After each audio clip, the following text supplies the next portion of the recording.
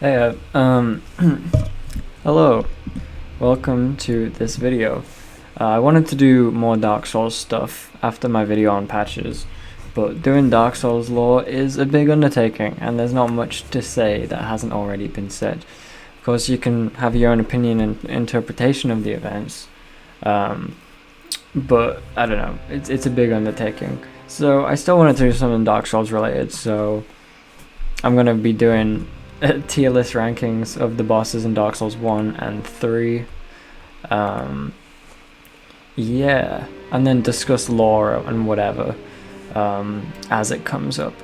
I picked a bad time to do this. My voice is kind of not great. I've got a sore throat right now. I don't know why I decided to make a video when I had a bad throat, but I don't know. I just wanted to do something for YouTube. So I've got some water. Let's get right into it. Asylum Demon. Now, this is the tutorial boss for Dark Souls 1. Oh, I should say, I'm ranking these bosses based on how much I like them. Now, most of that will come down to the boss fight itself. And then, like, how well designed it is, how cool it is, the arena will play into it, and then lore will also come. Basically, it's just how much I like them, and then the enjoyment of the boss fight is the main factor. So I'm basically ranking them on fun, but, you know. Okay, so Asylum Demon is a tutorial. It's a good boss for a tutorial, pretty easy, but yeah, it's everything it needs to be. Good moveset, slow swings, teaches you to dodge roll, teaches you to block, teaches you the plunge attack. It's basically everything you need, pretty solid, but there are better tutorial bosses, which we will get to. Next we got Bell Gargoyle. This is the real first boss.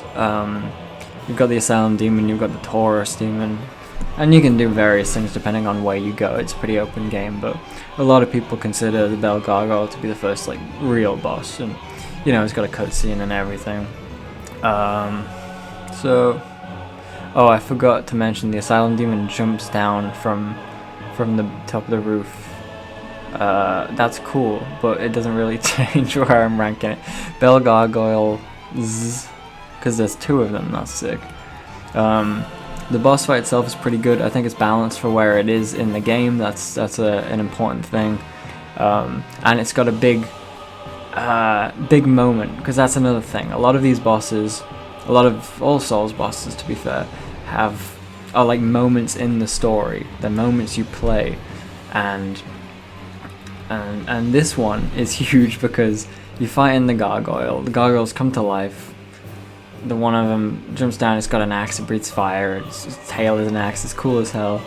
You start fighting it, and then a second gargoyle comes down. That's cool as shit. That is, I often forget about it because I played Dark Souls 1 so much, but that is a really important moment. I think it's good here in B. Not a super strong B, but it's a solid boss fight. Next we got the Capra Demon. Sorry, Capra Demon fans, if there are any. I have to say, it's not atrocious. I see what they were doing, kind of, but then again, there's also the argument that's like, it was not unfinished, it was like, there's an argument that this wasn't supposed to be a boss fight. One, because they're just regular enemies later on in the game, and two, because it doesn't fit the boss arena. This is what everyone says. You go into the Capra Demon boss fight, and he just rushes you immediately. You're in a tiny little room, and the Capra Demon, who's a very aggressive boss, and then these two dog enemies as well, they also rush you down.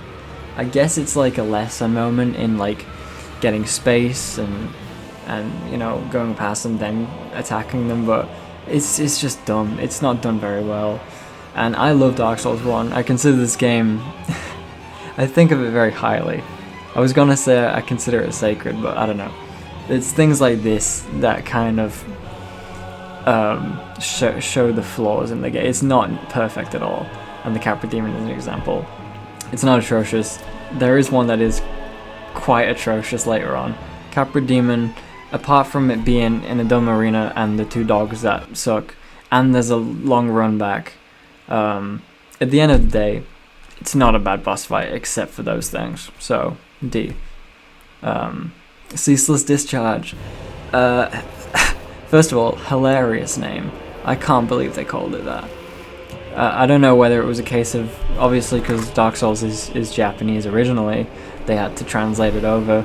Maybe they were doing a direct translation, because they can't have chosen to name it Ceaseless Discharge.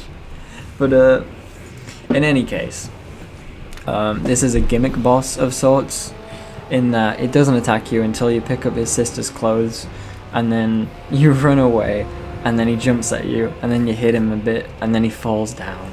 And that's the boss fight. As a moment, it's pretty fun, I guess, like a set piece.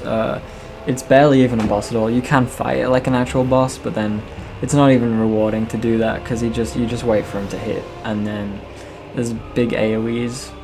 Now that I think about it, it's not unlike the old Iron King boss from Dark Souls 2, but so much worse. Except for the Iron Keep, which is a piss take. But we're not talking about Dark Souls 2.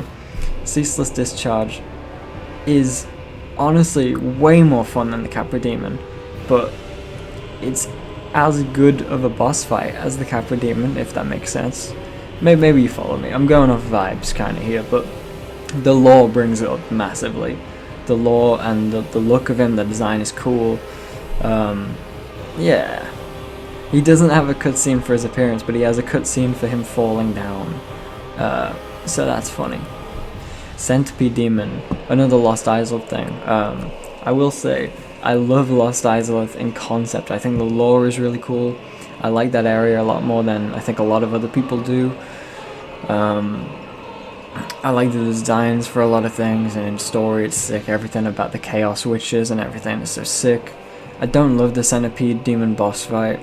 I think other people do like it. I think it has all the potential to be cool, and then it's just kind of disappointing, because you like, the arenas, it's supposed to be like this, it's just full of lava, then you have to stand on the bits that aren't lava. And then he comes and attacks you, but he can jump on you, which is annoying. And then, a side note, a lot of these bosses, gargoyles, any dragon, if you cut off their tail, it becomes a weapon, which is really cool. Nice little detail. Centipede Demon kind of subverts this in a way, where if you cut off its tail, you get the lava walking ring, which you can equip quickly in that boss fight, and then walk on the lava if you're fast enough. But mainly the subversion comes from the fact that when you cut off its tail, it just turns into a little centipede that wriggles around, and that's cool. So it's a cool moment. If we're talking about moments, Centipede Demon's sick, and you can summon Solaire, I think, which is nice for his story. The arena's cool, if not annoying to actually do the boss in. I've talked about this for more than I thought I would, given how much I don't like it. So I'll give it some props, because, like I say, it has the makings of a good boss fight, but I think maybe the execution isn't as fun as it could be. And then, yeah, I guess Asylum Demon is above it, because this is the first time we see the Asylum Demon, so it isn't worn out yet, and it does its job as a tutorial boss, and it has a cool jump down thing, so that's my logic. Next we got Quelaag, another Izalith Don. Another Izalith Donny. We got fucking it was one of the Chaos Witches. I'm trying to think about the lore here. Fun boss fight, actually. I do like Quelaag. It can get you with like the lava range or whatever. It does have a big AoE area of attack, but I think it's a fair one. Of all the big damaging blasts in the game, I think Quelaag is one of the more fair ones. Even though it does damage you a lot, there's a big telegraph for it, so I think it's a bit more fair. I like the arena. I love the lore. And everything through the Fair Lady, that's kind of beyond the scope of this boss fight itself, but it's just outside the arena, so I like to associate the two. Quelaag's cool, and there's a cool cutscene where it shows her boobs, and everyone likes that, so yeah. Next we got Priscilla. This is funny.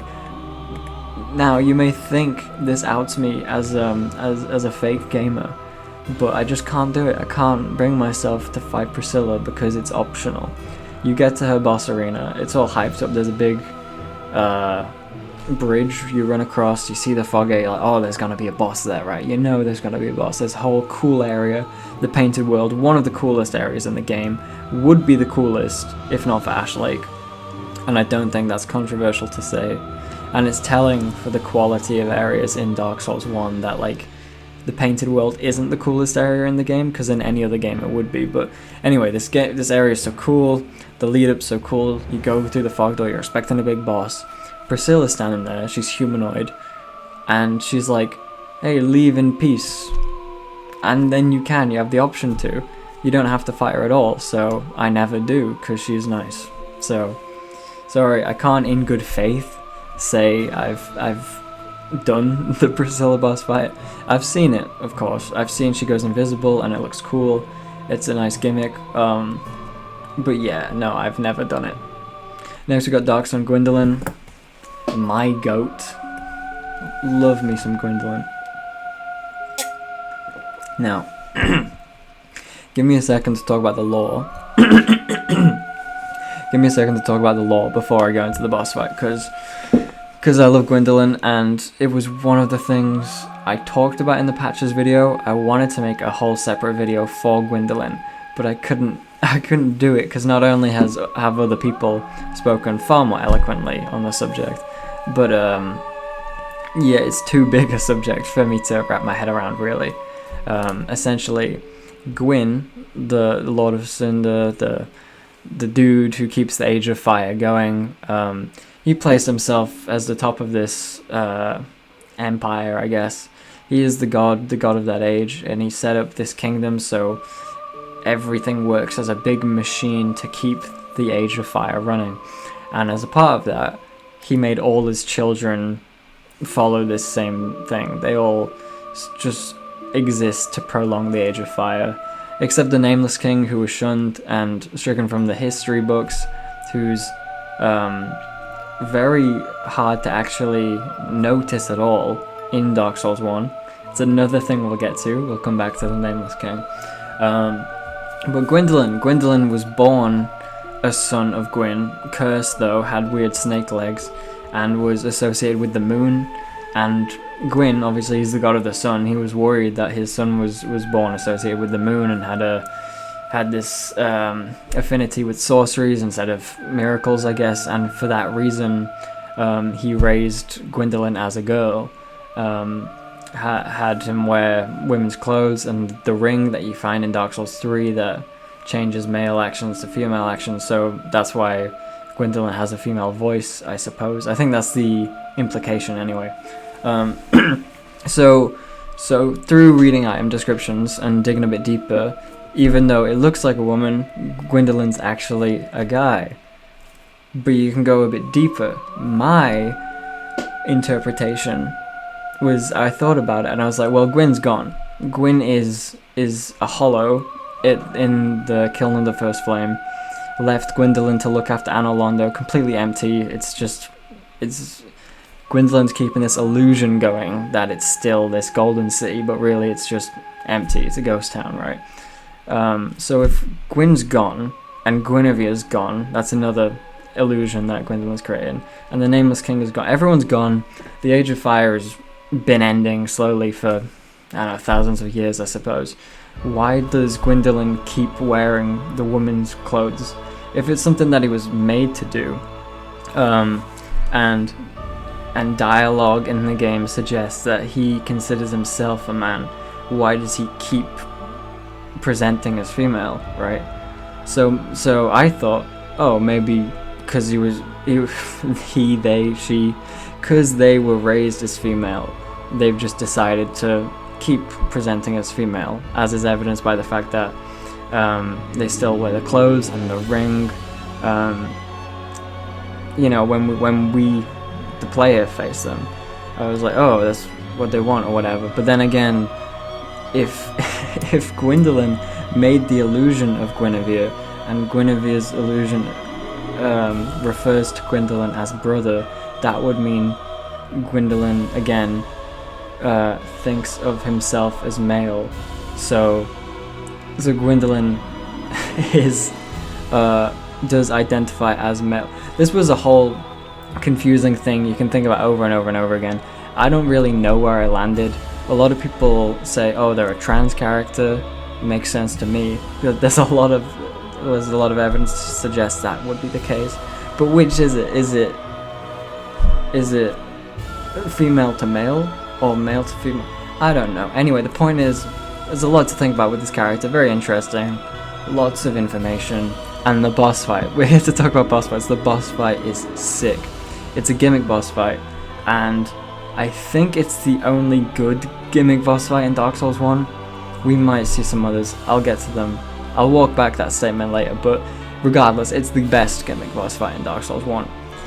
Essentially, because Gwendolyn is all about sorceries, they make you walk into the corridor and they magic the corridor so it's like infinitely long, and they stand in the corridor and throw sorceries at you and arrows, and they're a very long range base boss, which is cool because there aren't so many of those. In Dark Souls 1 there aren't any apart from like the Moonlight Butterfly, I guess. So you just chase Gwendolyn down this corridor, you catch up to them, you dodge all the sorceries, and then you smack them, and then they teleport away, and then you run after them some more. It's a pretty simple boss fight, but super fun, and as a moment, because I like to think of the boss fight as moments, as a moment in the story, it's incredible. Just the atmosphere is sick. So yeah, I love it. I love this boss fight. It's great. I love the design. The cutscene is so cool. Yeah, I love Gwendolyn. Let me know what you think of Gwendolyn in the comments below. I think I talked about Gwendolyn for as much time as I talked about all this other stuff combined. So let's just move on. Next we got the Demon Fire Sage, I guess it's called. I always referred to it as the Fire Demon because it's just the Stray Demon / Asylum Demon, but on fire. So, because it is just the Asylum Demon, but on fire, you would think that I would put it in the same category as the Asylum Demon, but no, because it's reused. I guess it's not just because it's reused that I don't like it, but like it's reused twice, and this is the worst one, I think. Yeah, it's in Lost Isolate. It's just kind of thrown in there. It's just like in a space between spaces. It feels like it doesn't need to be there, which is my problem with it. It's got kind of a revamped design. It's got fire on it, and its attacks have fire on it. There's an AoE. It's a little bit different, but when you get to this point in the game, you're probably fine fighting it, so it's just kind of mid. So I would place it in mid, but we've already got 2 other Asylum Demons, so it's like a degree below mid, which is why it's in D. That's my reasoning. Thanks for watching. Next we got Four Kings. I don't know what to think of Four Kings. I'm in 2 minds about it. One thing is, it's cool as hell. The lore, incredible. All the stuff about the Abyss and the way it consumed New Londo, and they were kind of plotting to overthrow Gwyn, maybe, if I'm remembering that right, and that's why Gwyn had New Londo flooded. Anything to do with the Abyss is cool. The fact that you can't even enter the boss arena at all unless you're wearing the Abyss walking ring, I think that's cool. The design is sick. I think the arena is cool. The fact it is just an empty black void, but what that means is you can't gauge a distance, which is difficult for bosses that float around with a really long reach, and you can't hit them because there's no depth perception, because there's no environments or background or anything. It's just black.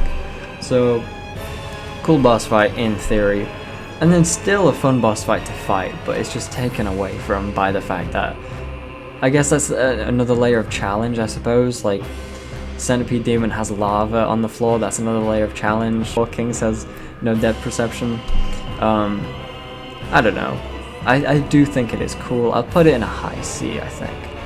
Or I'll put it in B for the added for the lore, and for the added fact that you can fight the Four Kings early, and doing so gives you the one, it gives you the ability to warp, which is cool, and 2, the whole Dark Wraith Covenant thing, all the added storytelling from that one very obscure choice you can make as a player to do this late game boss early.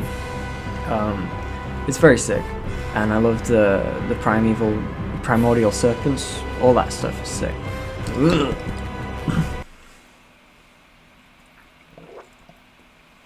Okay. Gaping Dragon. Decent boss fight. Cool moment. I like the cutscene where you walk into this giant room, and at the very back of the room this little snakehead slithers up, and you're like, oh, it's a snake, and then the whole thing comes up and you're like, whoa, it's a giant freaking dragon thing.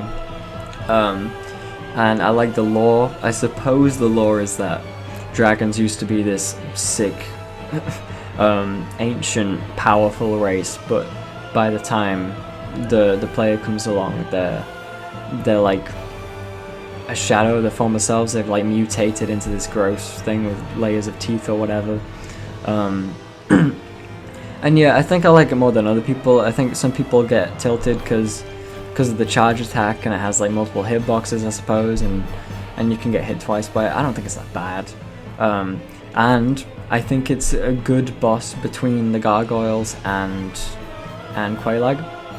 I think it's in a good place for the time you reach in the game. I think it's a difficult enough challenge while still being fair. Oh, the one attack is bullshit. The one that it spews out vomit and then like it degrades your equipment. That's dumb. That shouldn't be in it. They should just make it poison or something. People would still be pissed off with that, but as long as it wasn't toxic and was regular poison, I think that wouldn't be so bad. And it would make more sense, I think. I don't know.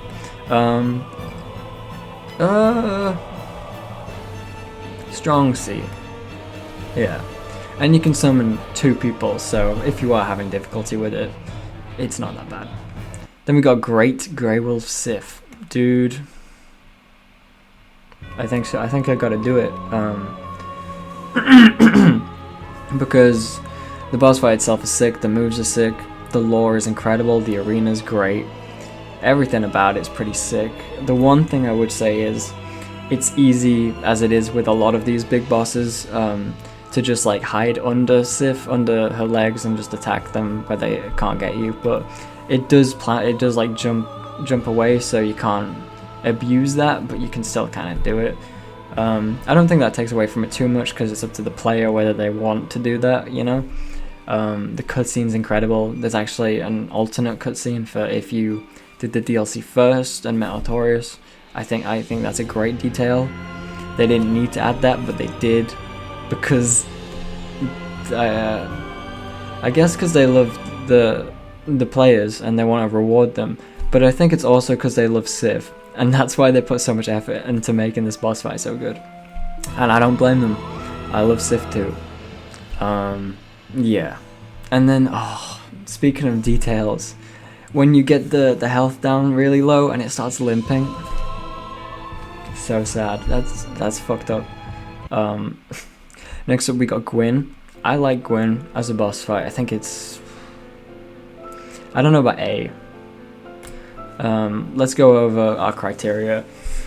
The fight is fun because it's like a really aggressive boss, the only boss that you can parry. That adds some layers to it. The arena's cool. The music is iconic. The lore is incredible. The run back is shit, so that's a con. Having to go through all this shit again. And yeah, I don't know. It is good, but you have to compare it to what's in A tier, you know. And I don't know if other people would rank it like this, but this is my ranking. So there you go. Cheer. Next we got Iron Golem. Yep, that is what it's called. I guess I didn't clock that. Iron Golem. I'm tempted to put it here for the memes because I always summon Iron Tarkus, or is it the Black Iron Tarkus? I don't know. I always summon him and he does the boss fight for me. In fact, no, I have beaten him by myself before because I've played this game enough times where I've done it without the summon, but most times I will just summon Tarkus because it is fun just to watch him solo him. And then the Iron Golem falls off the stage sometimes. so good. Yeah, it's annoying that you have to fight him on a platform that he can throw you off, but he can also fall off of it, so that kind of balances out. Strong C. It's easily better than everything in here.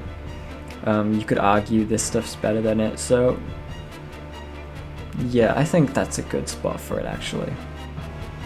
And I like Sen's Fortress as an area in the game actually, despite how challenging it can be. I like it as, it's like ludonarrative harmony, buzzword, in games, you know, because in lore it's supposed to be a challenge before you get to Anor Londo, and in the game it's a challenge before you can get to Anor Londo, and the Iron Golem is like the last test, you know, before the cutscene when you grab the thing and the demons take you up, and yeah, that's a great cutscene. But yeah, it's not too difficult of a challenge, but it can be annoying. I've talked about the Iron Golem for too long now. Moonlight Butterfly. I kind of want to put it here because it's barely a boss, but if you fight it early game, which I think you are intended to, relatively early, if you fight early, it's challenging enough, but the moveset leaves a little bit to be desired. It just flies around and shoots at you, and then it lands, and then you hit it. Unless you're doing a spell-based build or something at range, in which case you can fight back. You can also summon a witch who fights for you, and that's fun, especially for this boss fight, because sometimes you use summons and it just makes it easier for you, and then you beat it and you're like, oh, did I make that too easy for myself? But in this instance, not only is the Moonlight Butterfly barely a boss, but if you're not able to hit it anyway until it lands, you may as well just summon, what's her name, Beatrice? And then it's like a cool mage battle between the human and the butterfly. I don't know. I do like the design, I like the look of the Moonlight Butterfly. Sorry for coughing, I keep coughing. I might have to pause this video. I think I have a weird good energy but low health. Like, it's strange. Nito. I like Nito. I see a lot of people complaining about the boss fight, and I understand it. I do. Because there's a lot of annoying things. A bunch of things that would really bring it down for me, and I'm sure a lot of other people, like his arena's full of skeletons that you have to defeat, but then they respawn if you don't have a blessed weapon or an occult weapon, I'm not sure. He can do toxic on you, which is just the most annoying thing. He's got an attack that he stabs into the ground that can get you from anywhere, and he's got a big AoE attack that can just explode you. So that's 4 annoying things. So it's telling about how good this boss is that I don't give a shit. None of those things matter because I like this boss. I think it's really fun. I think the skeletons aren't too big a deal. Are there bone wheels? I don't remember. Are there bone wheels in this boss arena? I think they were just like skeletons and giant skeletons. And even if you don't have a blessed weapon, is it called blessed? It's like holy weapon, right? Even if you don't have one of those, you can just run away from the skeletons and then do like a hit and run thing on Nito, and that solves your skeleton problem and your AoE problem. He still has the stabby attack that's pretty annoying, but I do like Nito. I think he's cool. How cool? I think Quailag's really well designed actually. I'm gonna put him right there because yes, as a moment he's, oh sorry, there was a 5th annoying thing, and that's it forces you to take fall damage when you enter the arena, but that's fine. That's 5 cons, and I can't really name. I'll name my pros. 1, he looks cool. 2, the fight is fun, and I can't really constitute that in any like logical way, but it's game feel, it's fun to play. 3,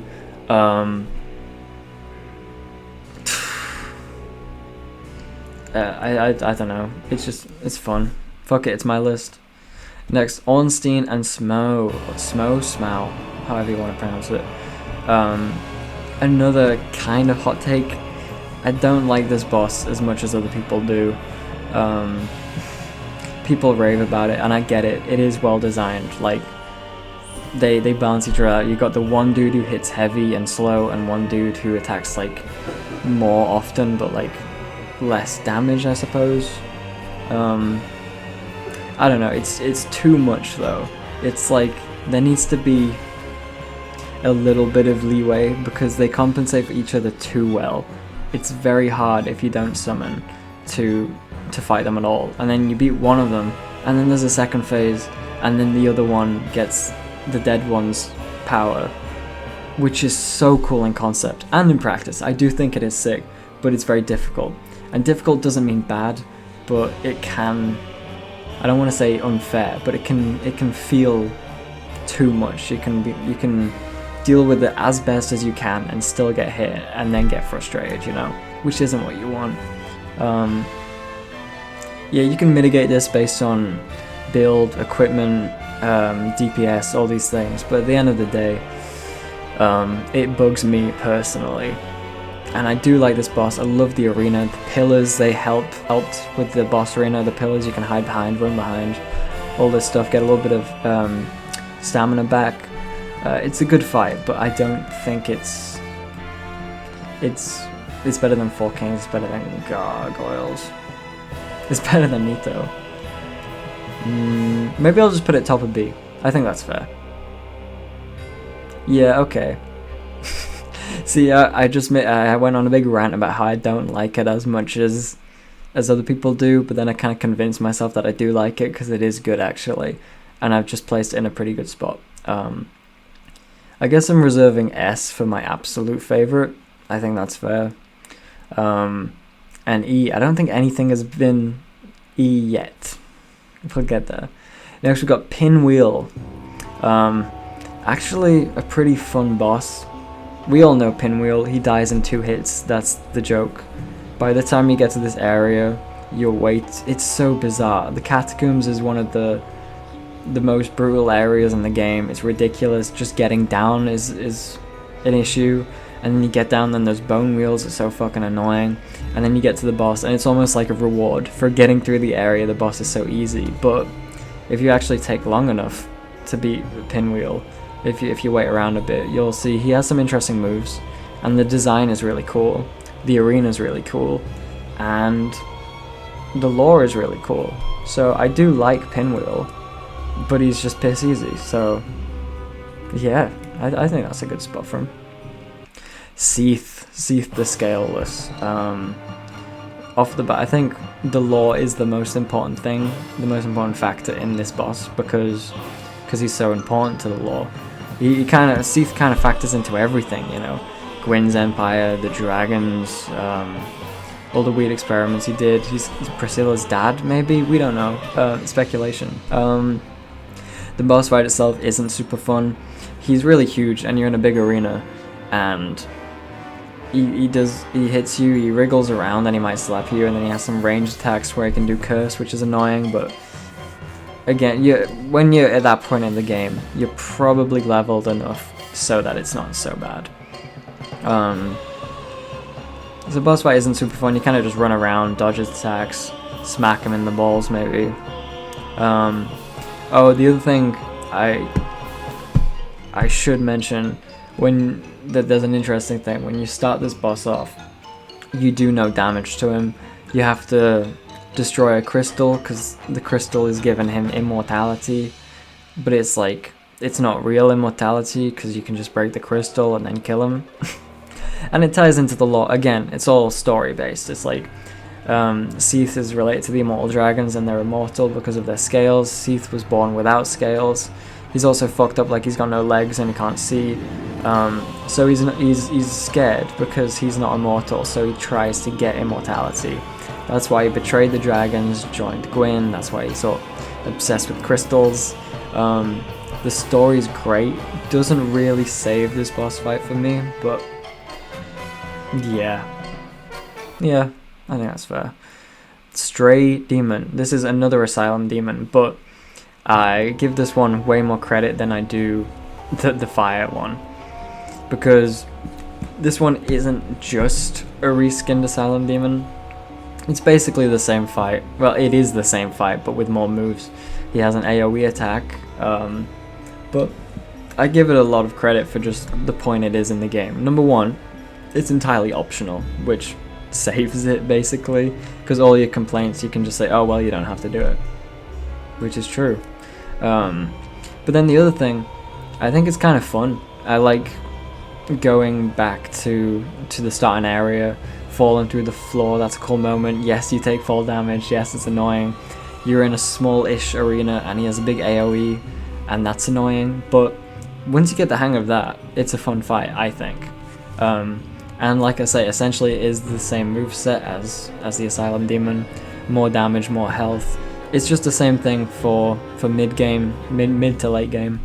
So yeah, I think it's just like a fun challenge, kinda. I'll put it here because it is the same as the Asylum Demon. But the Asylum Demon functions as a tutorial, and this is just like an optional thing. And then the Fire Demon is just the same thing, but not optional and stupid because it doesn't really need to be there. I guess lore-wise, it makes sense for it to be there because it's a demon, and Izalith is where all the demons are, but it doesn't help it really. It's still dumb. Next we got the Taurus Demon. This is sandwiched between the Asylum Demon and the Bell Gargoyles. So this is your in-betweening boss. You've got the tutorial, and then you've got the first real boss, and in between them you've got the Taurus Demon. So it's kind of like your second tutorial. You can still use the plunge attack, but it doesn't tell you to do it. You kind of have to find the ladder and then use your intuition. You have to put 2 and 2 together, and I like that. It's completely optional. I like the Iron Golem, he can just fall off the stage. It's a bit more rare. Can happen, but I like the options. At this point in the game, it's still really early game. You can just go up and fight it normally. You can use items like fire bombs. You can use resin to up your attack. Like I say, you can do the plunge attack. There's a lot of options. It does do a lot of damage for the point where you're at the game, but the attacks are big swings, it telegraphs them. I just think it's a well-designed boss fight. I think it's very fun. I think it's like here, honestly. I think everyone likes Taurus Demon. Yeah. Let me know if you don't like Taurus Demon and why. Next we got the Bed of Chaos. This one's the worst. You know it is. You already know why, but I'm gonna say it anyway because it's not even a boss fight. This is the Bed of Chaos. There's a bug in the center. There's a bug at the side. There's a bug either side. You can't hit the bug in the center until you hit the bugs either side. And you run and you try and do that, but then the floor collapses and he swats you into the holes in the floor. That's the boss. It's not even a boss. It's dumb. It's platforming. Platforming in Dark Souls. Yikes. So yeah, it's dumb and bad. The lore is fantastic. I do love the story. It's just such a shame that the cap off to such a mid area is such a bad boss. Because Lost Izalith is cool. It could have been so cool. It just really let the team down with this one. Yeah. So that's why that's the main reason I don't like it. It's not even because it's an awful, frustrating boss that isn't fun. It's because it's disappointing. There you go. Artorias. Fuck, man. What am I supposed to say? It's gotta be, right? I'm tempted to put Gwendolyn in S just because I really like them. But if we're talking about gameplay, this is kind of Run Down a Corridor Simulator. And this is a great moment, but this is everything. This is a great moment, great boss fight, great character, just everything you need out of a boss. This is the quintessential Dark Souls boss, I think. And everyone says that, but it's true. People say it for a reason.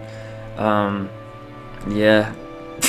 He's the perfect like humanoid enemy. He's like another knight, kind of like you are, so it's like a cool encounter. It's like a duel almost. And the story goes crazy. So like, if you're watching this, you probably already know, but in case you don't, Artorias was a great hero. He was one of Gwyn's like 5 knights, and he was this cool hero. He was trying to stop the the rise of the Abyss after Manus was terrorizing Ulasil, right? And he had the Abyss Walker ring, and he gave up his shield to protect Sif, and that's why Sif is still alive in present day. And because he gave up his shield, his arm is broken, and the entire boss fight, he's using this greatsword, but he's only using it in one hand because his other arm is just hanging limp because it's broken. That's just a great detail. And because the Abyss has infected him, it's got to him, he can use like Abyss sludge attacks, or like he's got like a melee build. He's just like a melee boss, but everything's amped up with the power of the Abyss, you know, which is just such a cool detail. Yeah, it's just the whole package. The story goes crazy, the battle goes crazy, it's challenging enough, it's really fun. This is just the perfect boss. It has to be. As much as I would love to put Gwendolyn in the #1 spot, I can't in good faith, because it just is Artorias. I'm afraid so. And another thing, before I move on, just to cap off this, there is deleted dialogue in the cutscene. Again, his cutscene is incredible. There's deleted dialogue, or unused dialogue I should say, of him like when he's been taken over by the Abyss. You walk in on him and he's just succumbing to the Abyss as you encounter him, which is like a big tragedy, right? Because like if you had got there a minute sooner, you would have seen him as a great hero or whatever, you know. And he's overtaken by the Abyss. It's corruption. It's an ongoing theme throughout the entire series, is corruption. And the unused dialogue is just him saying that. He's like, oh, I'll be taken over soon or whatever. And I actually, as much as I think that dialogue is really cool, I like that they didn't include it, because that story is still told, but they didn't need the dialogue. And in that way, not only is it so efficient as storytelling, but the storytelling is done through the gameplay and the visuals, which again, perfect. That's why it's an S, it's perfect. Next we got Black Dragon Calamite. Sorry guys, yeah, not that I haven't tried. The Black Dragons in Dark Souls just get me. I can't, it's really tricky.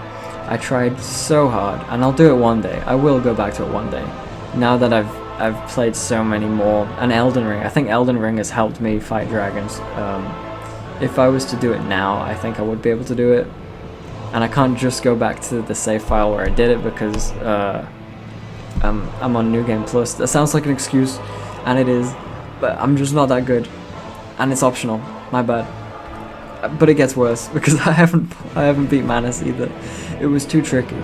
It's not that I didn't try. I really did, and I do like the boss fight. I think it's cool. It's just too hard, because in Dark Souls 1, it's clunky as hell. I love the game, but it's clunky, and all of these bosses, aside from my problems with Onsen and Smo, are designed around your character's movement and how slow you are and all that stuff. Artorias kind of treads the line, because he's a very aggressive, very fast boss, but it's never too much. Manus is too much. It's just too fast, too aggressive. And I know other people will put this in like A, S, whatever. This isn't me saying it's a bad boss. This is me saying why I haven't been able to beat him. It feels like a Dark Souls 3 boss in the Dark Souls 1 engine. And other people have said that, like, to his credit, and I get it. It's cool. He's cool. And story-wise, it goes insane. This is one of my favorite stories in the entire series, right? But I just can't beat it, so I can't rank it. Not in good faith. And last we got Sanctuary Guardian, which is pretty cool. I don't know if it's... Maybe it is. Because I don't have any problems with it at all. It is like Artorias. It's an aggressive, fast boss. Does lots of damage, but it's not too much. It's manageable. It's fun. Yeah. I think it's good. I love its moveset, actually. I think it has a lot of things going on. It has like electric attacks it can do from range. It's got that poison tail you gotta look out for. I think you can cut it off as well. Cool detail. Yeah, it's just got a bunch of a variety of attacks, all manageable while still being challenging. This is actually close to being a perfect boss, but it just doesn't have every element. you know, like Artorias has the perfect boss stats, whilst also having all the story and all of this behind it, you know. Sanctuary Guardian is just sick, and it's a great way to open the DLC. But it's got nothing on these guys. I mean, come on. Yeah. So there you go. That's my Dark Souls 1 boss ranking. Credit to whoever made this. So it doesn't say, and I added this tier, but I guess thanks to the tier list maker community. We're gonna move on to Dark Souls 3, if I have it in me. Ugh. Like I say, I do have a sore throat.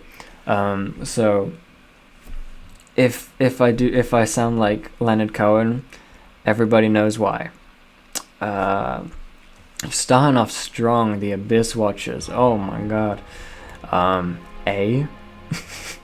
think, not that the bosses in Dark Souls 1 aren't good, they're all really iconic, but I think this is a prediction. I think bosses in Dark Souls 3 are generally gonna be ranked higher for me.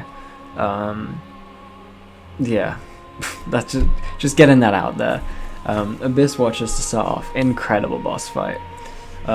So it opens on this great cutscene where you can hear it outside the boss arena. You can hear the sounds of fighting.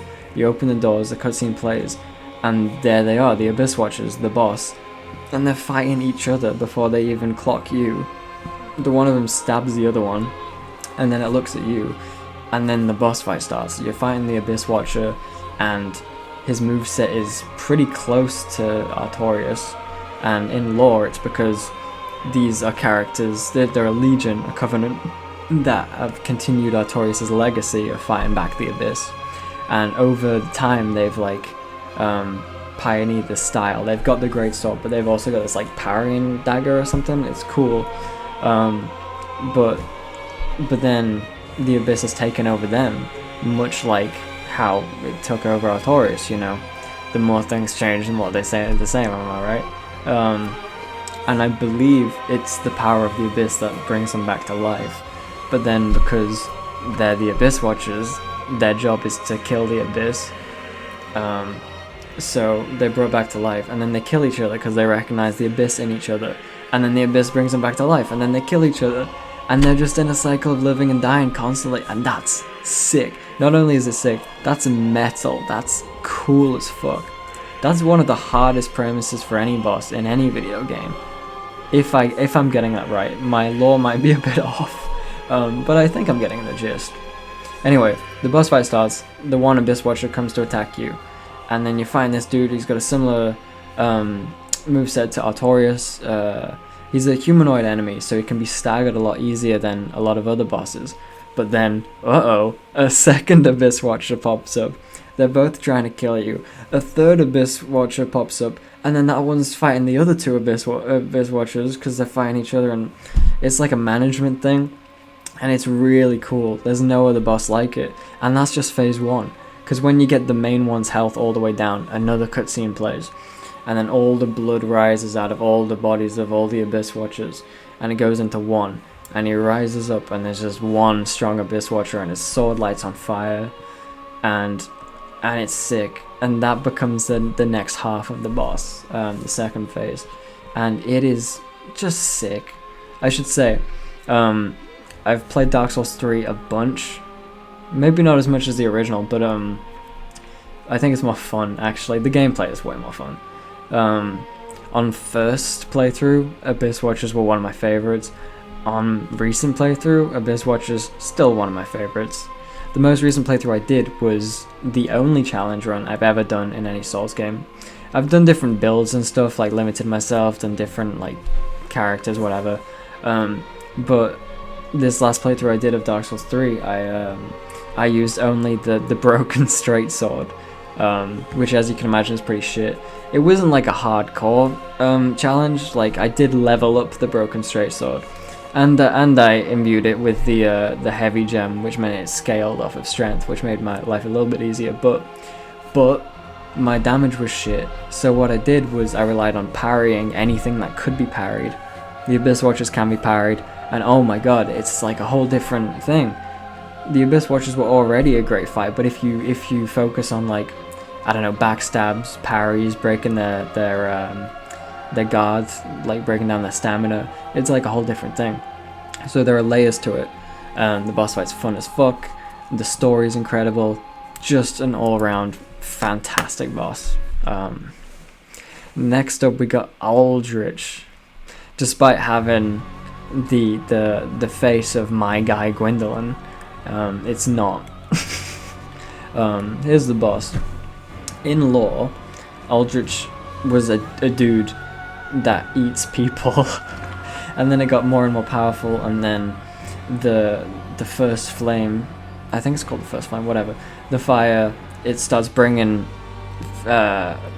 strong people back to life so that they can sacrifice themselves to the fire. So the fire has a will of its own at this point. It's been burning for so long, and this is the same one that Gwyn started all those years ago. And even if you choose to put out the fire, no, not put out, if you choose to not link the fire at the end of Dark Souls 1, it's clear that someone else has kept linking the fire, and this cycle has been going over and over and over again.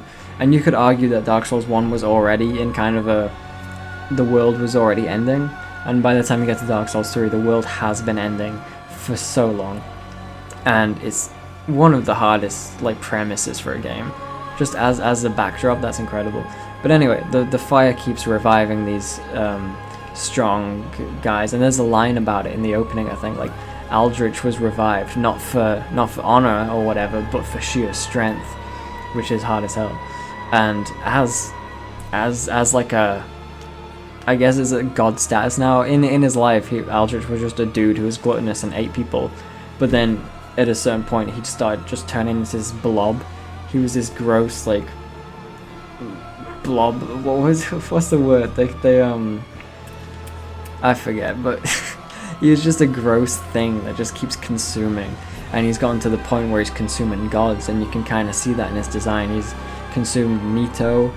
I think, was Priscilla one of them? I don't know, maybe you can guess, you can, like, interpret them, but he's definitely halfway through consuming Gwendolyn, and that's why you can see Gwendolyn's design, and he's like puppeteering around their bodies. It's gross.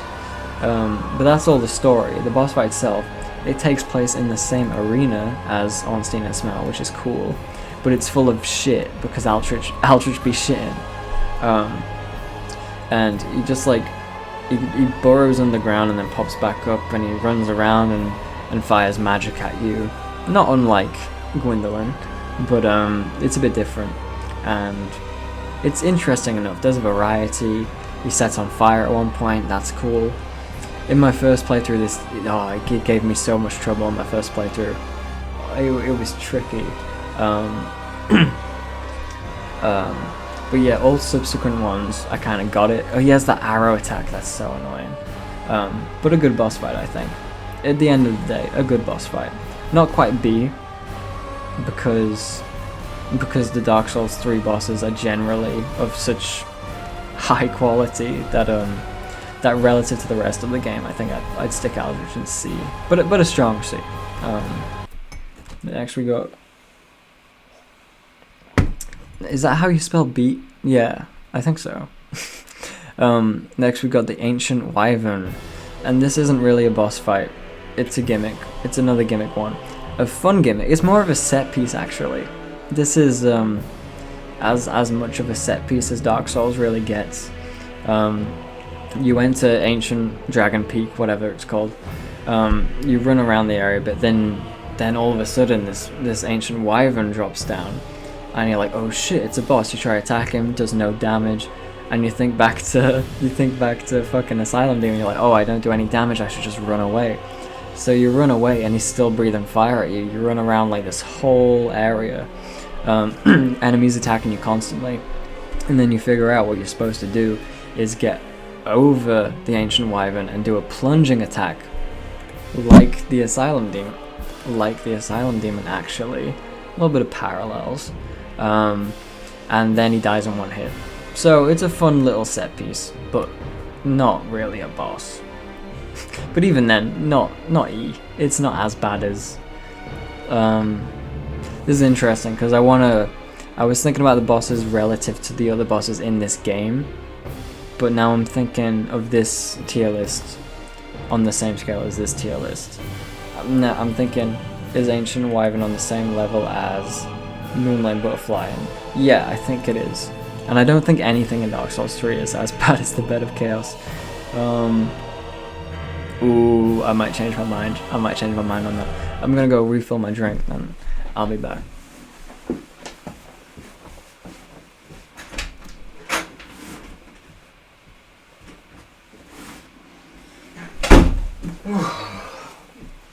Okay.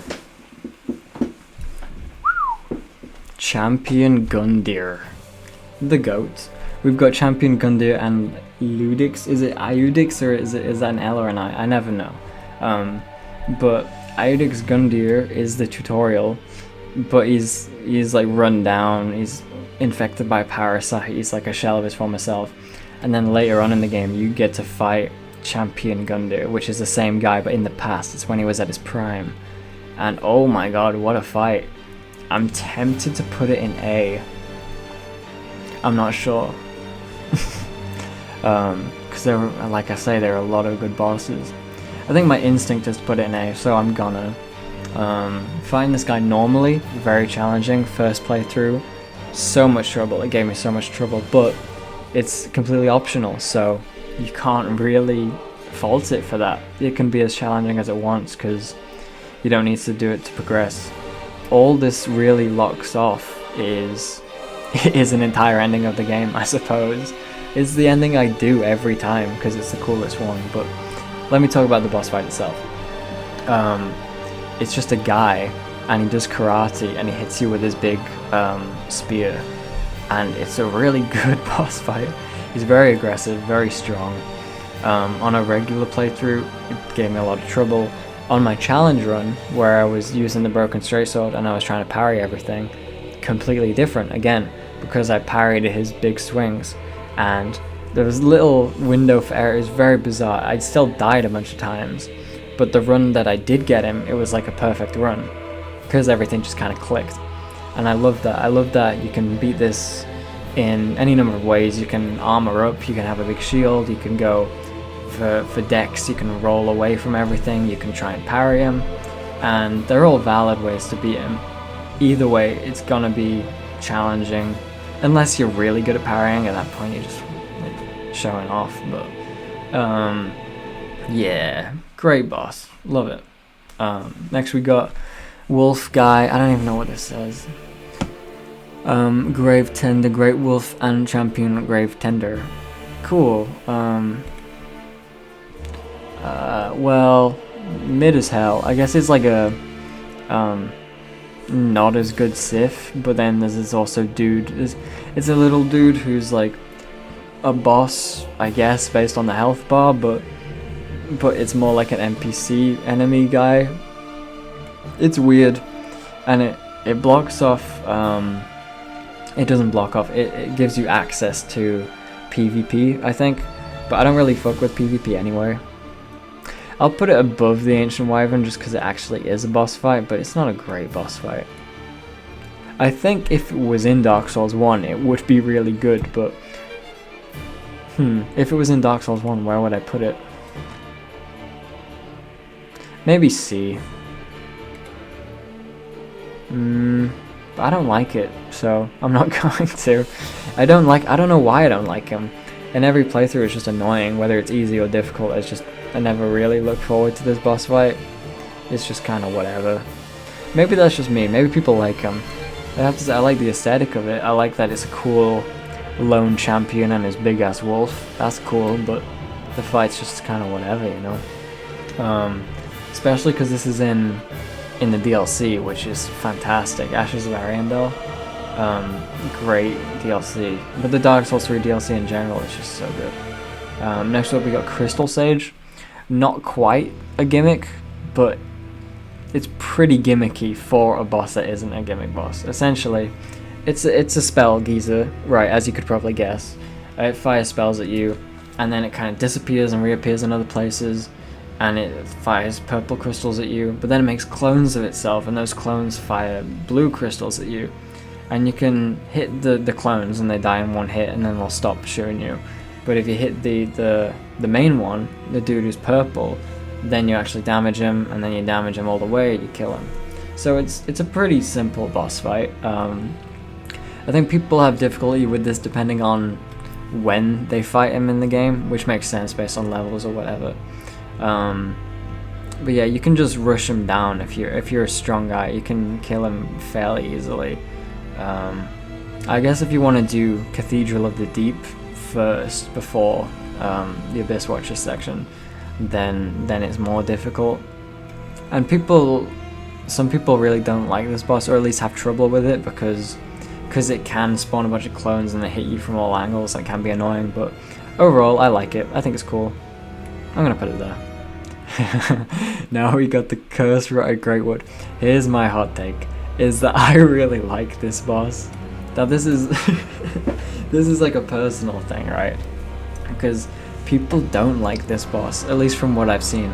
Let me know if you agree or if you disagree. But I think it's really fun. I like the gimmick that you have to hit weak areas, and I like that the more you hit it, the less weak areas you have. And then you have to start, like, it gets low on health and you have to find like really weak spots. It's like eggs on its body that you have to explode. And the main ones are its balls, and like whatever, you hit him in the balls and they explode, whatever.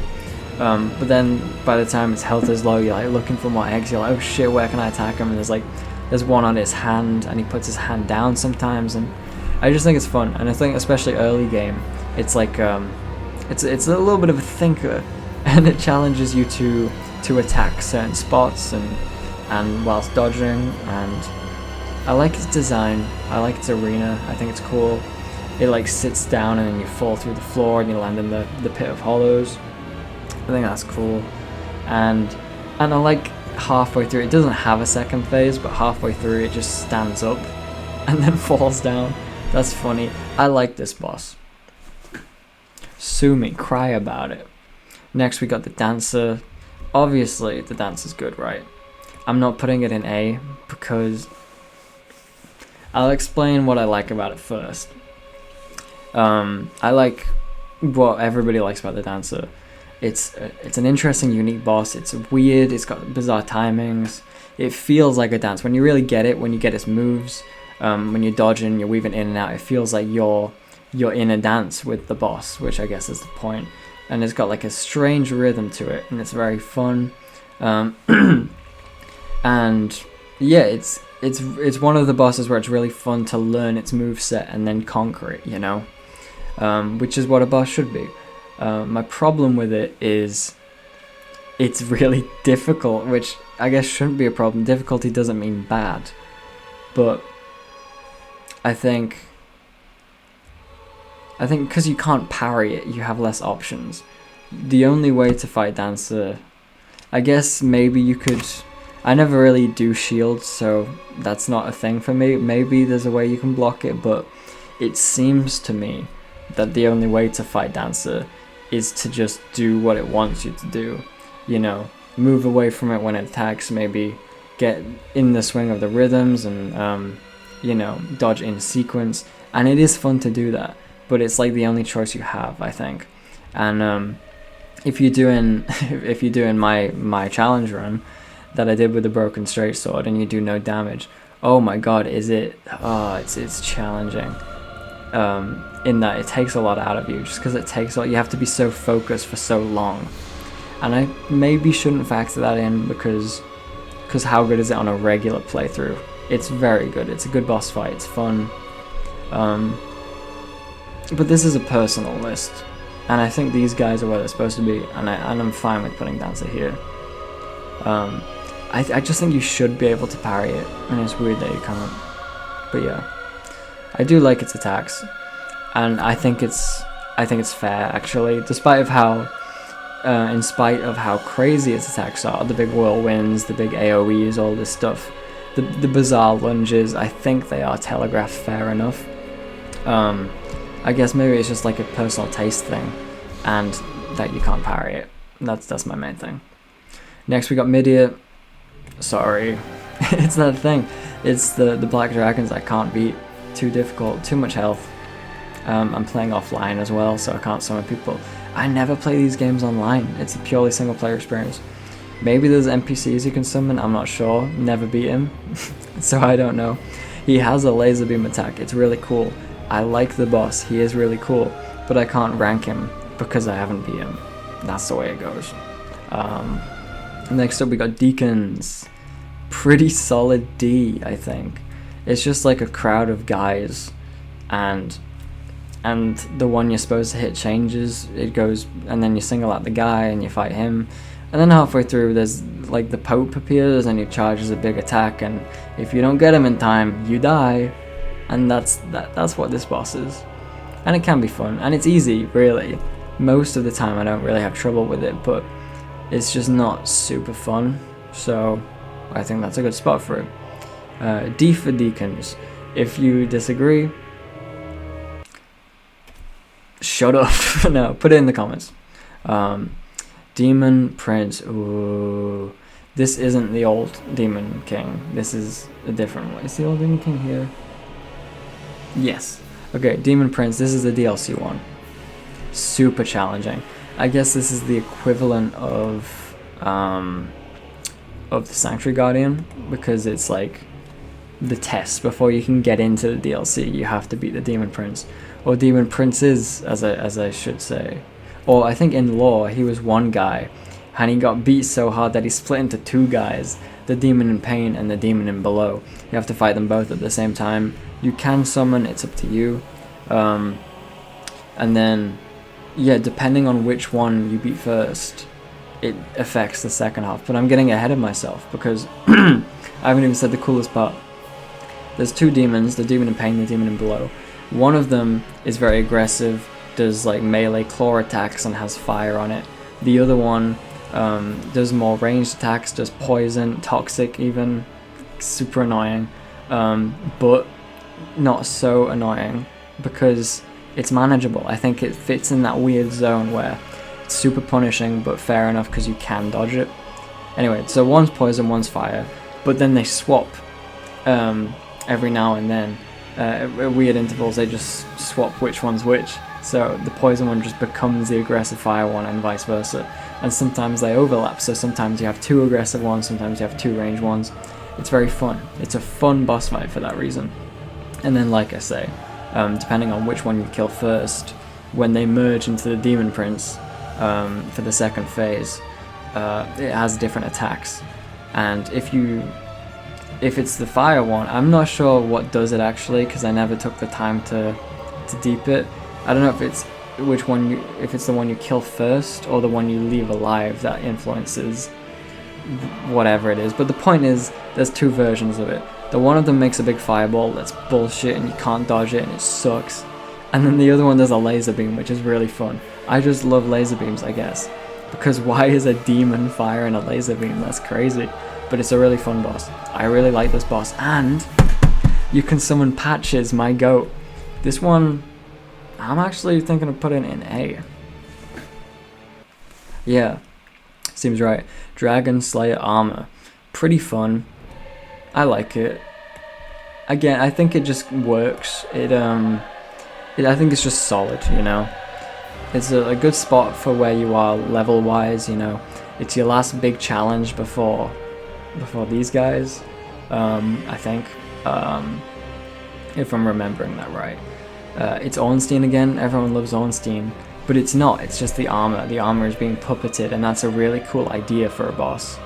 And again, I like to think of these things as moments, and oh, what a moment is it when you walk through the thing and there's these weird butterflies all around you, and then the armor has got this giant lightning axe and a big shield, and I think it's balanced. I think the attack is a lot, and its defense is also pretty crazy because it nullifies all damage if you hit the shield. So you have to wait for him to attack and then you attack him, but at the same time it's not just like Dancer in that you don't just have to work around its timing. You can sneak in damage, you can get a bit greedy with it.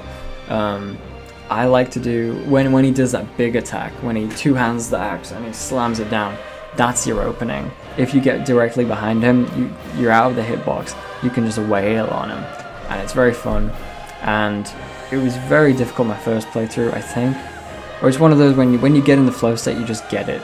But if you get stuck on it, you get stuck on it. At least that's my experience.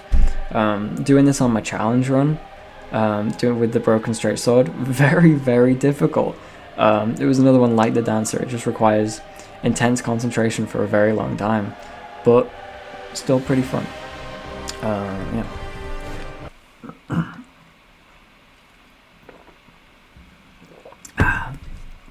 Next we got Half-Light, the Half-Light of the church. Womp womp. This guy fucking sucks. I hate this boss. I hate this boss. Here's what it is. If you're playing offline, there's like a big giant dude and it summons this guy and it gets split in half or whatever, and you have to fight this guy and you have to fight Painting Guardians. And if you kill the Painting Guardian, it spawns another one. And that's not bad enough, because the Painting Guardians can heal this guy. And this guy's got dumbass sorceries. He's got the spears, he's got the bow, he's got the homing soul mass bullshit. It's just so annoying. He's just like the pinnacle of annoying NPC guys to fight, and for some reason it's a boss. But it gets worse, because if you're playing online, instead of summoning the Painting Guardians, it summons the online players to grief you, and everyone looks like Patches and they fuck you over, and it sucks. And I know I just sound salty, but I guess it's because I am. You can't win. If you're playing this offline, the fight sucks. If you're playing online, the fight sucks. Unless they throw. If you're playing online and you just get the better of the invader, good. Actually, no, I said it wrong. It doesn't summon the Half-Light and an invader. It summons the invader and the Painting Guardians, which is weird. It's whatever. It's not a good fight. The only good thing about this is a story thing. And it's nothing to do with the Half-Light. I don't even give a shit what his lore is. I don't know. I don't care. This guy sucks. The only good thing about this is that you can summon Patches. And it's the end of his arc, you know. It's the end of not only Patches' arc from Dark Souls 3, but of all the Dark Souls up until that point, you know. Patches is, I go into this in my Patches video. I go way into it. But essentially my interpretation is that Patches has survived for millennium. I believe that Patches in Dark Souls 3 is the same guy from Dark Souls 1. And he's just been alive for ages and ages, and he hates the church. And he goes through this whole arc, he forgets who he is, he remembers who he is, he kicks you down the pit. But he does it because he's your friend, and he says a fine dark soul to you. And then he lets you summon him to fight the boss, because he hates organized religion. And that's sick, but that boss fight sucks. So there you go, don't at me. Or do, I don't give a shit. Ludix Gundir, it's the tutorial boss, and it's pretty good. It's really good. It's a really good tutorial boss. It's better than the Asylum Demon, I think. Because not only does it teach you how bosses work, it's pretty challenging, and it has 2 phases. 2 phases for a tutorial boss is pretty nutty, but it works, and I like it. That's my reasoning. And then obviously story-wise he's cool as well, because you get this fight later on, which is even better. But yeah, he's just a cool geezer. I like him. Next we got the princes, Lothric and Lorien. My goats. I'm tempted to put it in S, just because I really, really enjoy this fight. I'm gonna put it here for now, because there might be another guy that takes the S spot. Getting ahead of myself. I love these guys, and I've seen people complain. I was actually on Reddit. I know, I don't usually go on Reddit, but something came over me one time. I just went on Reddit for fun, and I looked up Dark Souls and Dark Souls 3 and shit, and I saw someone complaining about this boss fight. I was like, damn, you just must fucking suck or whatever. Not to have that toxic get good mentality, but like this fight is perfect to me. The moveset's so good. He literally teleports around and you dodge it, and it's like the best part of the Dancer's boss fight. Like, you work with that rhythm, but it's not just stuck in like you can make distance, you can choose to be greedy and get more hits in, you know. I feel like there's more freedom than the boss than the Dancer allows, while still being challenging. He's still very much an aggressive boss. He can teleport on top of you, kinda. I don't think, now that I've played the game a bunch of times, I don't think it's ever truly unfair. Maybe it was and then they patched it, I don't know. Because some people say it's unfair because he can teleport on top of you, but I think even in the worst case scenario, you can react to it. Plus, I like the teleporting gimmick. I think it's really cool. And I like his flaming sword, and I love dodging through it. It's the most fun shit ever. It's like, when you get the flow state, there's a couple bosses. Abyss Watchers is an early one. Gundia maybe. We'll get to some later on, but these guys is where the flow state in Dark Souls 3 is just perfect. When you get it right. Anyway, I haven't even talked about, that's only the first phase. You fight the one guy, he's on his knees, because in the lore he can't speak and he can't walk, but he's still super powerful. You beat him, and then the second phase starts. His brother revives him, and then rides around on his back, and he keeps doing the same thing, but now his attacks are buffed. So, and that's why I love the second phase so much, because it's not a different moveset like so many other second phases. It's it's kind of like the Abyss Watchers in that it's the same thing, but more challenging. It's like testing if you've really learned the boss fight, because the range is a bit more, the damage is a bit more. You dodge a big attack, and then guess what? Another big attack comes right up. You know, it does ask a lot of you, and if you don't hit both of the princes, then the one of them just revives the other, right? So it is challenging. It was very hard on my first playthrough. It took me a long time, but I love it. I really, really love this boss fight. Yeah, I don't know what other people think of this. Again, I did see some people complaining about it, but I don't think that's the majority of people. But yeah, I guess it doesn't matter. At the end of the day, it's my list, and I love these guys.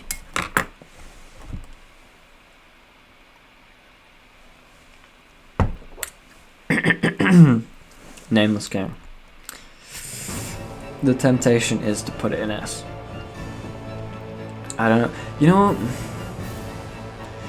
In terms of, I like to think about enjoyment and challenge, right? Something can be fun and something can be challenging.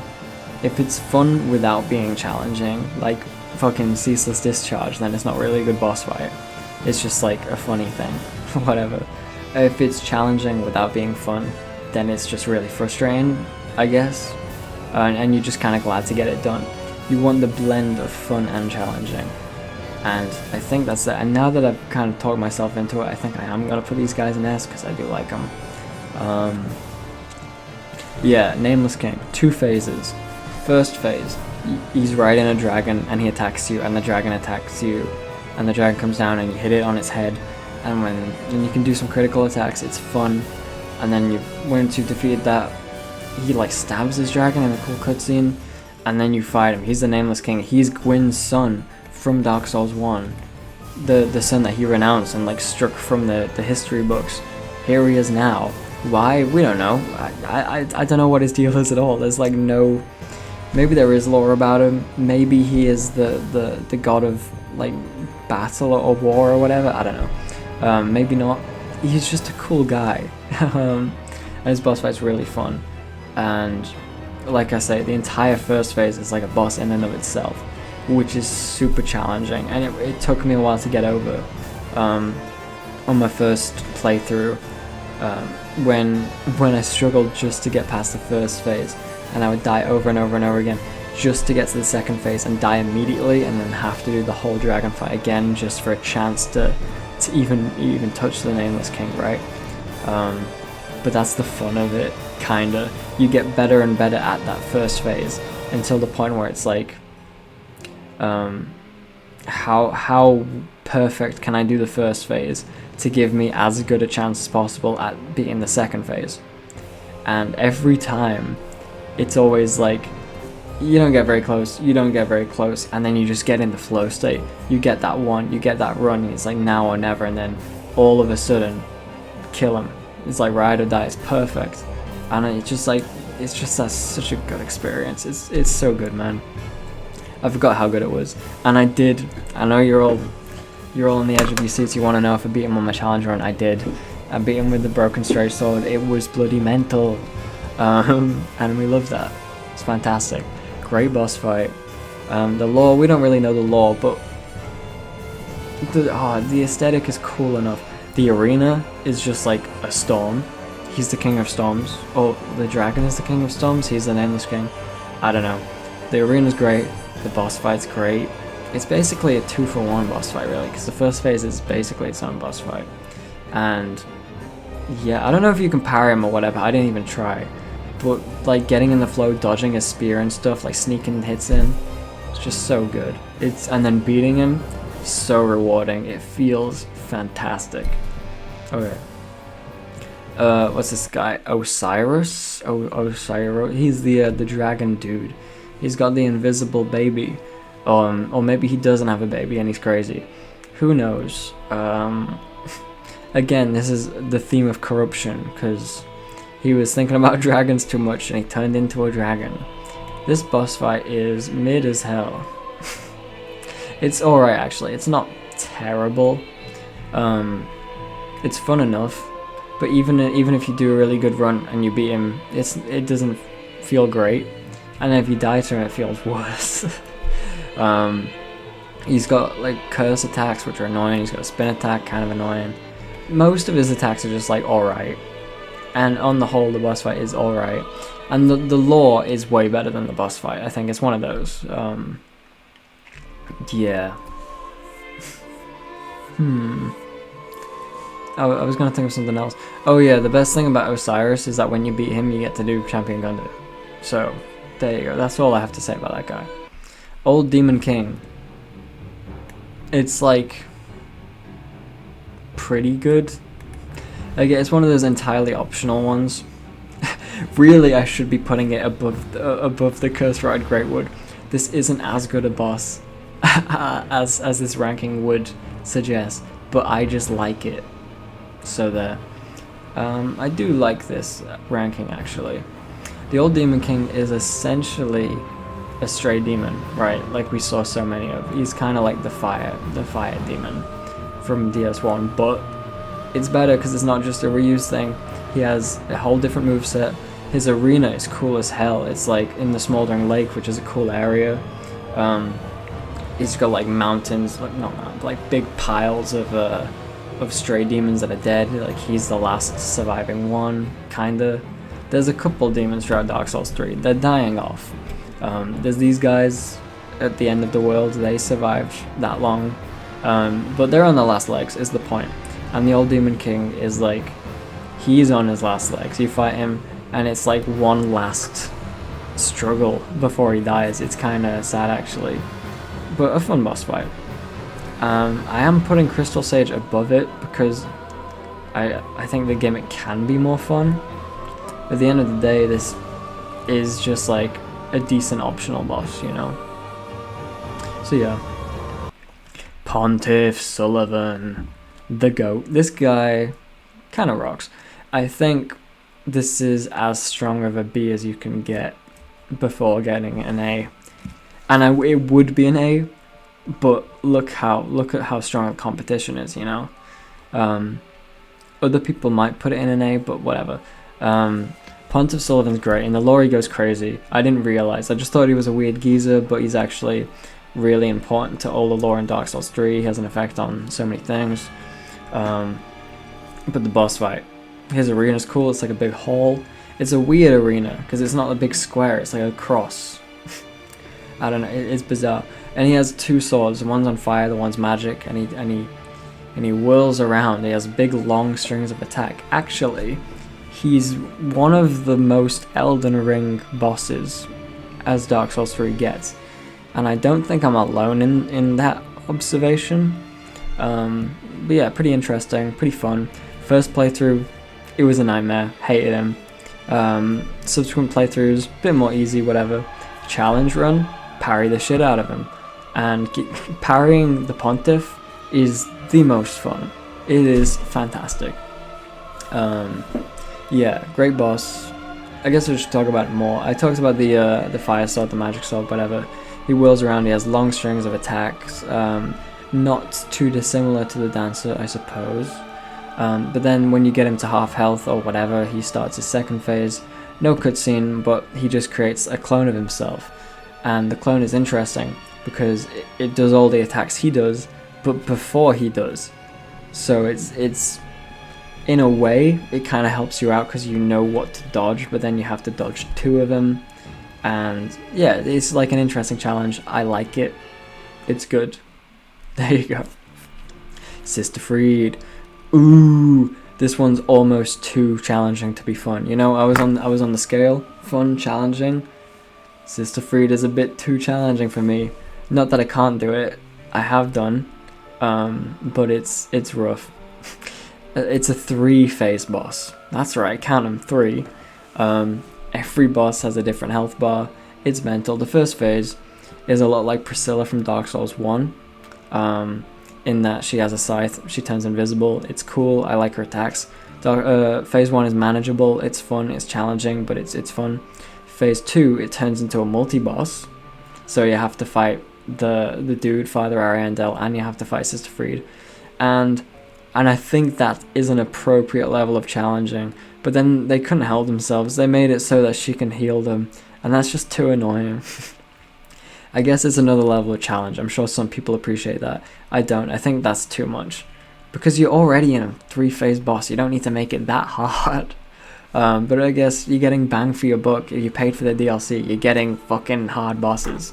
But yeah, they share a health bar at least. Father Ariandel, Sister Freed, Phase 2, they share a health bar. You can attack either one or both of them. You get them down, they both die. And then it tricks you into thinking you won. It gives you a Titanite slab. And it's like, hey, you beat the boss. And then she comes back again. Sister Freed comes back a 3rd time. And it's a lot like Phase 1, but she's got like a similar moveset, but more deadly. She's got like black fire buff and everything. It's ridiculous. It's so difficult to do. I'm gonna be honest straight up, I do summon for this fight. I summon Gale. I summon Gale because I think I'm allowed because it's a multi-boss. Otherwise it would be 2-on-1. It would be 2-on-1, guys. Come on. And the summon only appears after the first phase. And so it's like they know it evens the odds. So this isn't me making excuses for not being a gamer. This is me explaining the developers' intentions, probably. So that's that. Very difficult boss. It is fun. It is rewarding, but it's almost like you beat it and you're like, it's just relief. It's not even like, oh, that was so fun. It's like, fuck, thank God. And you don't want bosses to be like that. I think a lot of Elden Ring bosses are like that, and I don't like it. I think it has to be, I don't know. I've talked too much about this by now. It's a good A, probably. Despite not really having too many positive things to say about it.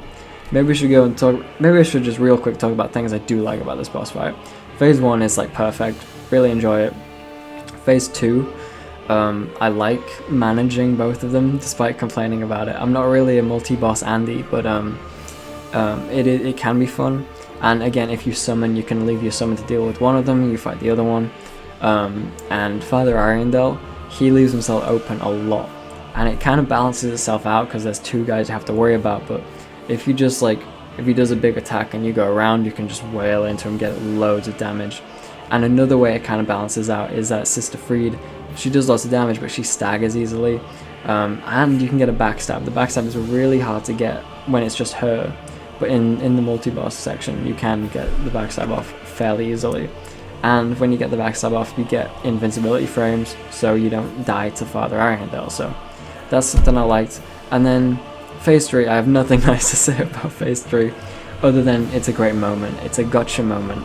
I'm not going to say it's unfair or stupid or whatever. I get it. I like it. It's a cool reveal. And the design rocks. I'll say that. The design rocks. Sister Freed is cool. I like her. Not my favorite boss. But I couldn't not put it in A. You know. There you go. That's my thoughts on Sister Freed. Slave Knight Gale. The goat of goats. It's gotta be. Now I gotta think carefully about what I want to say. The best fight in all of gaming. Maybe. I was gonna say the best fight in Dark Souls 3. It's easily the best fight in Dark Souls 3. Probably the best fight in all of Dark Souls. Probably the best fight in all Soulsborne / fucking Elden Ring, whatever. And yeah, maybe the best fight in all of video games. I don't know. It's really good. It's a 3-phase boss, but no cutscene, all 1 health bar. And it just gets more and more complex. It's what I was saying about Lothric and Lorien. Like, he has a similar moveset throughout, very challenging, but like, he keeps you on your toes. You can learn it, you can get it. At the end of the day, he is just a melee dude, right? He's got a big sword, you dodge a sword. He has magic, he has a crossbow, repeat it. He has Guts' crossbow. He is Guts from Berserk. That's cool. So there's lots of things, but you can manage it. It's not too tough. And then when you manage it, you can start getting attacks in on him, do damage, get it down to the 2nd phase, and then it starts ramping up the difficulty. You know, it adds buffs to his attacks. Stuff becomes a bit harder to dodge, a bit more range, and it's just these little things that make the fight more complex. And then 3rd phase, oh my god, it becomes so cinematic. The attack's like big spirals, and then his cape does a big attack after his sword, so you have to dodge perfect. He does an AoE, it's like a well-telegraphed area of effect. He explodes, and then the exploding souls things, they like home in after you, easy enough to dodge that you dodge them, and then where they land on the ground, lightning strikes. So it's just like all these little things that by themselves you can deal with, but they like stack on top of each other, and none of it's unfair, but all of it is challenging. And I'm surprised how well I'm articulating myself. This is the perfect boss. I love Gale, you love Gale, everyone loves Gale, and that's not it. It is like Artorias, in that I said Artorias is perfect because it's the perfect boss fight, and it works with all the story stuff. Gale is the same but better. Gale is the same but better. And I talked a lot about why I love the Dark Souls 3 world in my patches video. Essentially, this dude has been alive for centuries. He's just such a cool dude. He's trying to find the Dark Soul, so he kills everyone on Earth throughout centuries, like eons maybe, like millennium. Millennium isn't as long as eons, forget it. So he just kills everyone trying to find the Dark Soul, and actually, in killing everyone, he himself has gained the Dark Soul, right? By having all of mankind consumed within himself, and mankind and humanity are the Dark Soul, going back to all the lore from Dark Souls 1. So by you killing him, you achieve his goal of getting the Dark Soul, and then you give it to the painter, which is what he was going to do. It's just perfect. It's cinematic, it's storytelling at its finest. Best boss battle ever. Best fight ever. One of the best fucking video game characters. So sick. Love him, love him, love him. The arena's fantastic. The arena's massive. It's just this desert of ash and all these like old stone thrones that he can destroy, and it's just cool. I can't praise this fight highly enough. In fact,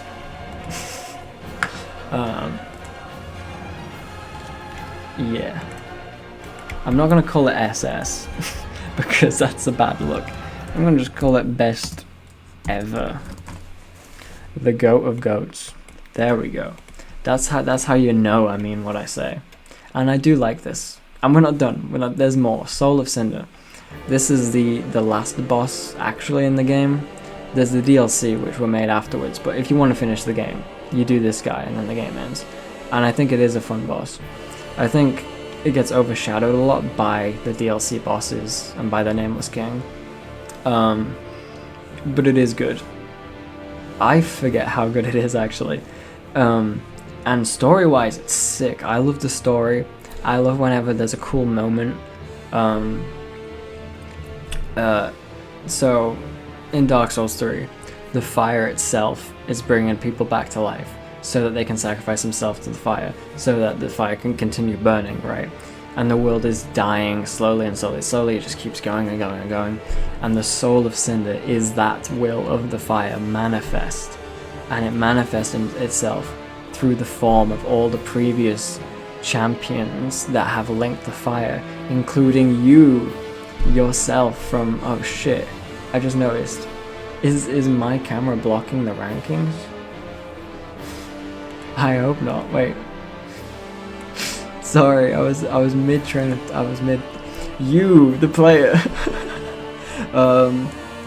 So your character from Dark Souls 1, your potential character from Dark Souls 1, and the way it illustrates this is by having the Soul of Cinder shift through all different builds from DS1. So you've got strength build, dex build, spells, pyromancer, and it does all these different things, and not only does it change his attacks, but he buffs himself, he starts flipping around. It's really cool actually, and that's not only the best part. The best part is phase 2 hits, he turns back into Gwyn. Gwyn, where is he? Where to put him? Gwyn, Lord of Sunlight. And it's kind of like, it's kind of like Gwyn boss fight 2.0. The music comes back, plin plin plon, super sad. And he does the kick, he does the grab, you can parry the shit out of him. It's just great stuff all around. We love it, we love to see it. Man, I wasn't going to, but after talking it up, I think he is an A. And there's a lot of dudes in A. It just goes to show how strong the bosses are in this game. Sure. Next we got Vort. This dude, I suppose, would be the equivalent of the gargoyles in Dark Souls 1, because in Dark Souls 1, the Asylum Demon was its tutorial boss, and then the gargoyles were the first real boss. In this game, Iudix or Ludix, whatever the fuck, this guy was the tutorial boss, and then this guy is the first real boss. Not too challenging, but a little bit surprising. When you get him down to a certain amount of health, he becomes more aggressive, starts charging around. He has a frost effect, which I think is fun, because that's a new status condition, I guess. That wasn't in the 2 previous games, so having your first proper boss demonstrate this new status effect is just a nice bit of game design, I think. It was a good choice. I think the boss itself is just pretty solid. I will put it above... It doesn't want me to. I was going to put it above the Curse Rod Greatwood, but it doesn't want me to, so I'm not gonna. Yeah. Yeah, was I finished talking about him? It's alright, it's solid. It's a solid boss fight. High Lord Wolnir. Oh my god. The story, incredible. The atmosphere, incredible. The build-up, great. The cutscene, you touch the death cup, you get transported. And then you're just in the abyss. It's really dark. You're on a slope.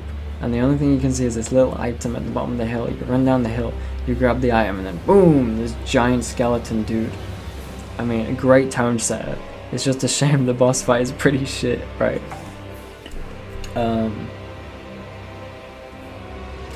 Sorry. Fuck. Yeah, no, it's disappointing. It's a gimmick fight in that you don't really attack him. He's got bracelets on his arms. He kind of swats at you. He pukes. He has a big sword. He summons skeletons if you wait around long enough. And you just have to slap his bracelets off. And it is fun, don't get me wrong. I've talked shit on it, kinda. But it is fun. I do like Wolnir. I just think it's not one of the better gimmick bosses. Sure. And last we got Yhorm. Yhorm is one of the better gimmick bosses. And I'll tell you why. Because in lore, Yhorm was a pretty, like, he's like an undefeatable dude, or like super hard to defeat. The only way to fell a Greatwood, which is what he is, I guess. That was a quote from the game. He's a giant, and the only way to fell a Greatwood is with a weapon called the Storm Ruler. And Yhorm kept 2 of them on him, right? Because he led the people, but the people didn't trust him as their ruler, so he was like, hey, I'm gonna give you a weapon so you can defeat me. That way you can trust me, you can hold me accountable, essentially. He was a pretty chill dude, we like Yhorm. And he kept one of those weapons by his throne, and he gave another one to his old pal Sigurd. And he said, if I ever go crazy, use this to kill me, or, you know, something along those lines. I don't know, I'm guessing. And so Sigurd carries around one of the Storm Rulers, and the other one is in his boss arena. So if you fight him without Sigurd, he comes at you, and you can't do any damage to him, or you do very, very minimal damage. And what you're supposed to do is run straight past him, grab the Storm Ruler, equip it, you hurry up, you go, ah shit, let me equip it. And then you grab the Storm Ruler. You have to do a very specific attack, and it does a big wind slice, and then you get a big chunk of his health. It's mainly cinematic, it's mainly like a big moment more so than great gameplay, but it's that good of a moment that it's good. It outweighs the lack of challenging boss fight. I think it's a gimmick done well. What other gimmick bosses are there in this game? Dark Souls 1 has a ton of them, I think, but we got Ancient Wyvern. You just run around, it's a set piece, and then you slap him. High Lord Wolnir, it's kind of a normal boss fight, but you just hit his bracelets. And then, yeah, I think that's all the gimmick ones. Crystal Sage is gimmicky in that it teleports around and it makes clones. Curse Rod Greatwood is gimmicky in that you have to hit specific areas, but in terms of true gimmick bosses, Yhorm is the best in Dark Souls 1. No, Dark Souls 3. The best in Dark Souls 1. Mygo, Gwendolyn. I mean, come on. But yeah, anyway. Here's the best part. That's how you defeat Yhorm normally. But if you complete all of Sigurd's quest, he joins you for the boss fight. But it's not like a regular summon. Instead, you go to defeat the boss like normal. But then when the cutscene plays, Sigurd just follows you in. He just like saunters in there, and he has so much aura. He's so sick. And then he's got his own Storm Ruler and points out, it's like, hey, my old friend Yhorm, I'm gonna get you. And then you can just let him do it. Like I say, in my challenge run, I knew this boss fight was coming, and I was sweating. I was like, shit, if I'm only supposed to use the broken straight sword, how am I gonna use the Storm Ruler to defeat Yhorm? And the answer was so simple, I don't have to. I can just complete Sigurd's quest line, which is something I'd never done before. And then he can do it for me. And so in that playthrough, I never picked up the Storm Ruler. It sat there in his throne. And Sigurd got his moment, and it was perfect. And I love it. And yeah, where am I putting Yhorm? Can I put it in A? I don't know. I mean, as a boss fight, no, because the gameplay isn't there. But as a moment, absolutely. I think that specific moment with Sigurd and the fact that you can just like not even pick up the thing and just let these two have their bit. I think that is a moment up there with Soul of Cinder, arguably. Obviously, it's very subjective, but in terms of my favorite and it being a good moment, it's there. In terms of boss fight, like, where would you rank a gimmick like this? I guess the same place as Ancient Wyvern, but I refuse to because Yhorm is way better than that. So this is my ranking. If you don't like it, you can suck a lemon. Yeah, that's the video. Shall I do a little bit of an outro? I guess I could do. This is my ranking. Yeah, I like Dark Souls, and I like talking about Dark Souls, obviously. If you liked it, let me know. Let me know if you want to see something similar, any kind of, I don't know, ranking. And by the way, I did rank Dark Souls 1 and 3 and missed out 2. It's not because I hate 2, it's because I haven't finished it. And I've been working on it, it's taken me a long time. I pick it up every now and then. I've been playing Dark Souls 2 very slowly over the course of about 4 years, but recently I've been making lots of progress. So hopefully, no promises, hopefully, I will have done that soon. And maybe I'll do a boss ranking on that one. And there's like 50 bosses in that game, so that'll be a bit mental. But yeah, that's that. If you want to see similar content or whatever, leave it in the comments. Do requests, do whatever. Let me know what you think. Let me know if I'm mental. Let me know where you would put Curse Rotted Greatwood. Let me know if there are any takes that are crazy. If you agree, if you disagree. If you like ones that I hate, if you hate ones that I like, yeah, whatever. I don't know. I'm not about engagement per se, but I'd like to get a discussion going if you're watching this. So yeah. Like the video if you like the video, subscribe to the video if you subscribe to the video, tell your dad you're a lesbian. Thanks for watching, the end.